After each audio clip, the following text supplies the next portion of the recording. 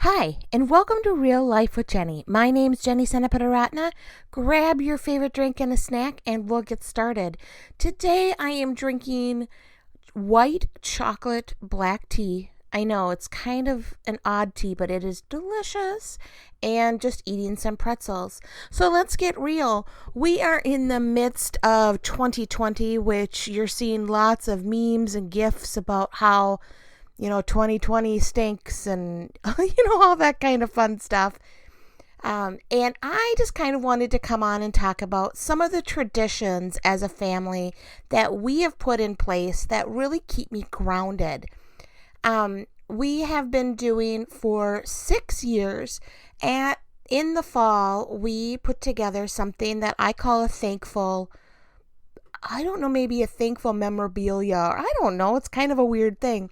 So the first year I bought a ceramic pumpkin that you can put flowers inside of.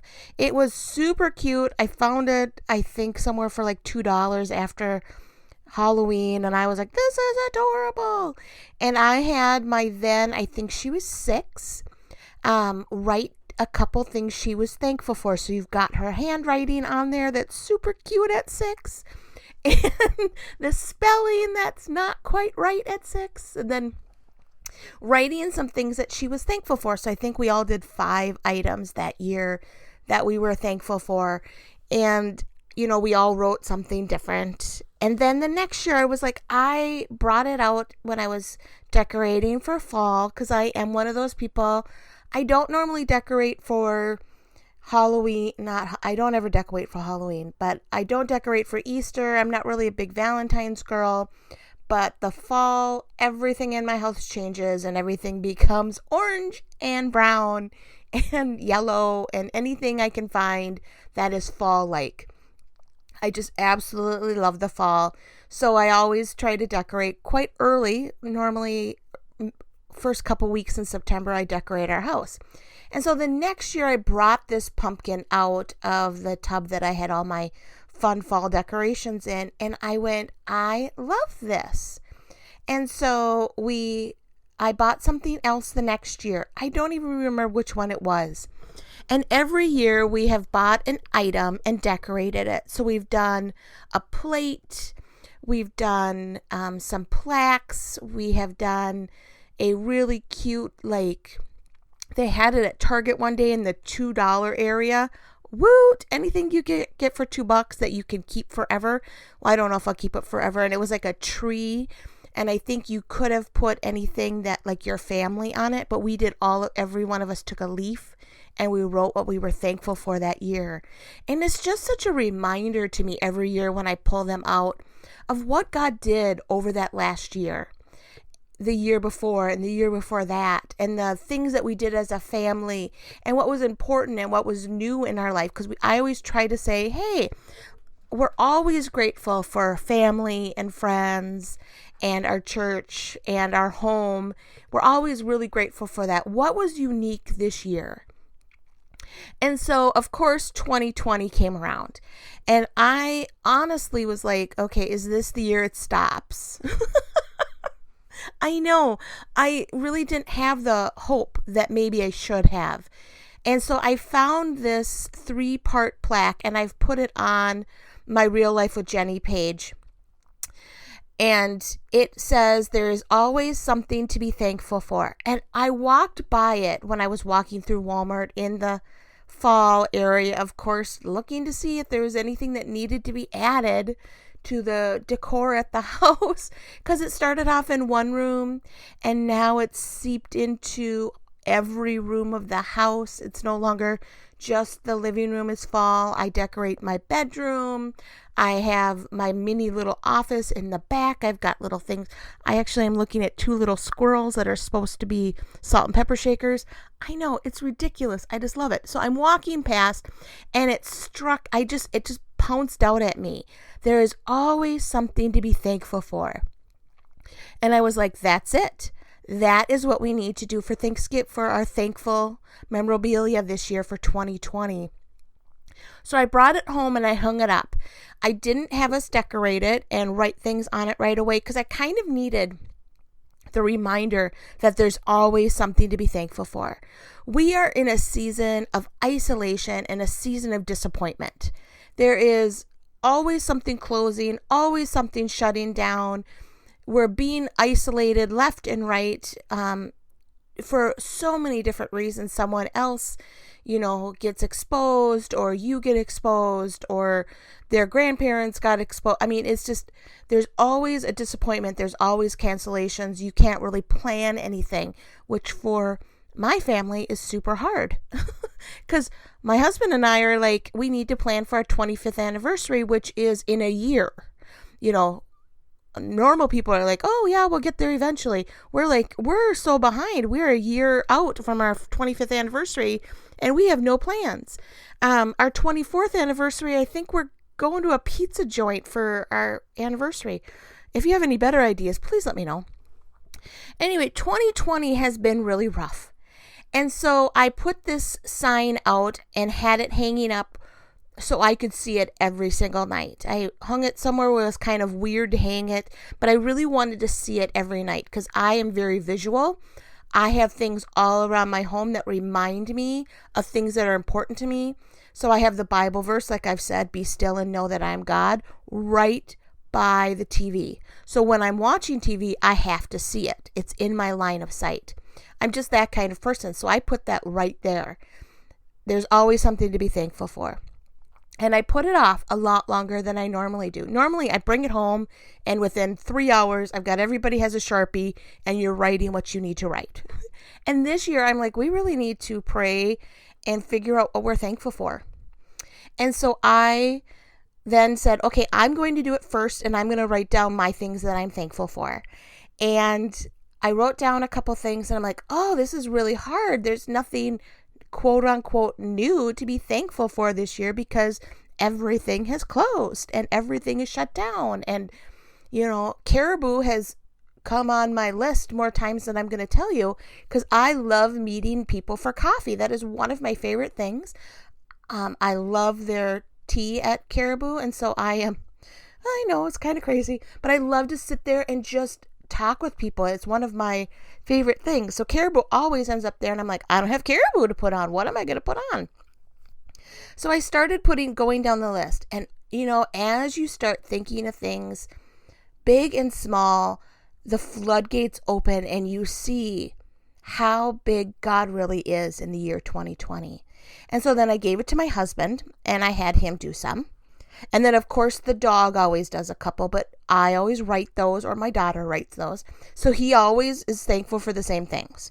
Nothing new for his life. His life is pretty much walks, bones, being able to snuggle with his family, and popcorn. Those are his thankfuls every single year. And so when it's new, I'll let you know, but nothing new in his life. Poor little guy. Anyway, so then I gave it to Samantha, and she is such a deep thinker. That's just who she is. She's always very, she just blows me away sometimes when she's talking because I'm like, okay, never thought of it that way. I'm a little more simple than you.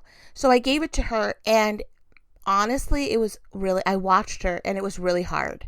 She was like, I don't know what to put on here because everything I'm normally thankful for, school, friends, camps, music events, all these different pieces canceled this year and have been done.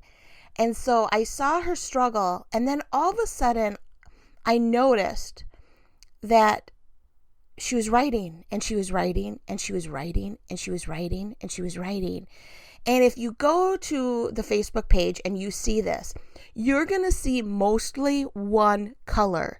And that is because Samantha found so many things to be grateful for. And I feel like that's a real challenge to us this year. I know we're around Thanksgiving in the United States and we're all being thankful. But in the year 2020, we really need to refocus on things. We need to change our focus. We need to change what our attitudes. Honestly, I'm on Facebook and I know a lot of people have left different things and going different places, but there is a lot of grumbling and a lot of discontentment happening. And not that I'm not grumbling and discontent, because I do have those moments. We all have those moments. But when you take a moment and refocus on what really has happened in 2020, and I want to share a little bit of that with, if you've listened at all, you know I have taken a brand new journey, which is part of the podcast. I have started over. Everything in my life was taken away, and I'm rebuilding my life. And I honestly would not take away 2020 because it has been a year that I have refocused. I have seen who my real friends are. I have been able to communicate with them in new ways. I feel like that has made my relationships deeper. I feel like I am a happier person than I was before. Maybe not every day, but most days I'm much happier. And part of that is I'm taking time to refocus and see really what is going on around me.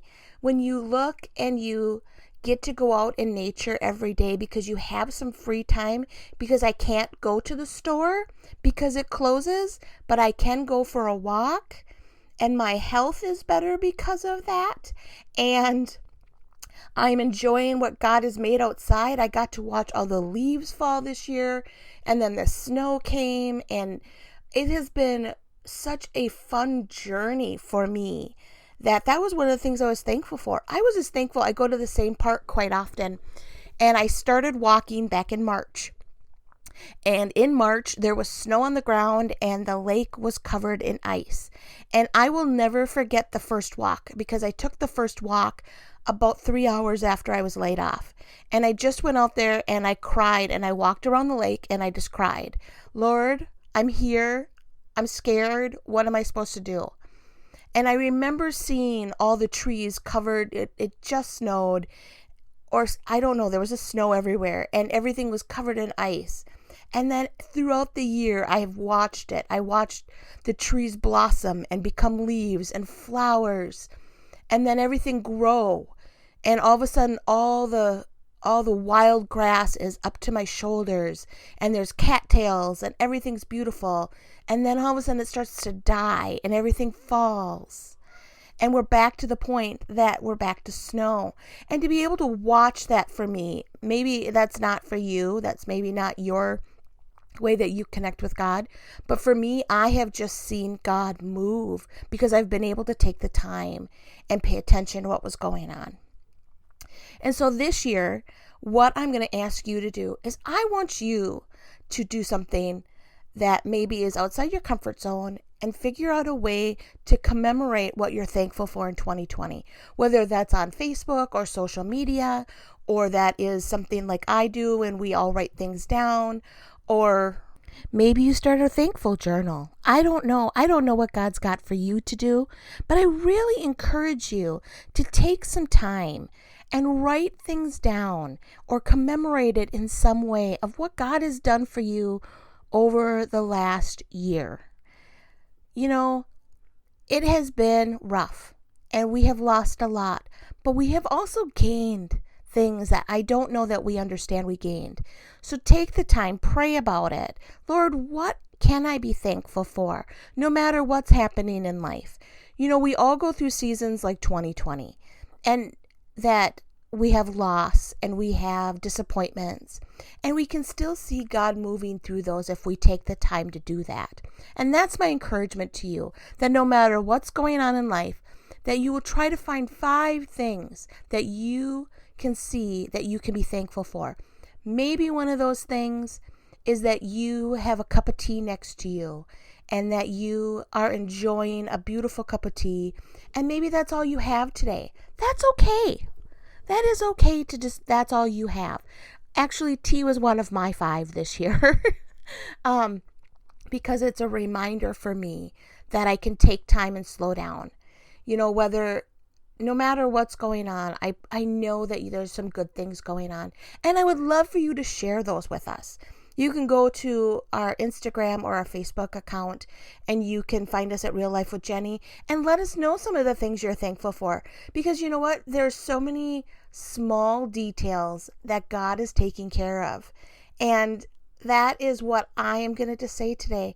God is taking care of things. And we have food and we have shelter and we know that He's in control.